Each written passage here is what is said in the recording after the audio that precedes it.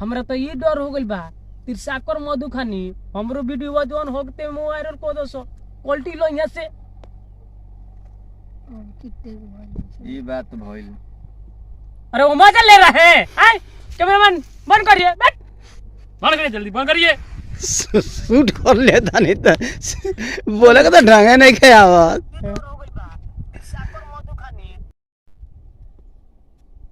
हमरा तो ये डर हो गइल बा तिरसाकर मधु खानी हमरो वीडियो जौन वायरल को दो हो गते में अब सोचे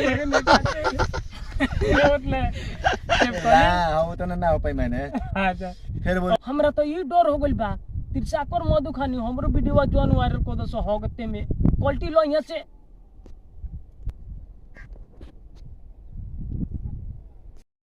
द्वार पर चलिए लेटरिन लग गया है कस के लेटरिन में कोई करो तो 2 मिनट हमरा से बात कर ले 2 मिनट रुक लगा समय बा आए 2 मिनट का 5 सेकंड समय नहीं थे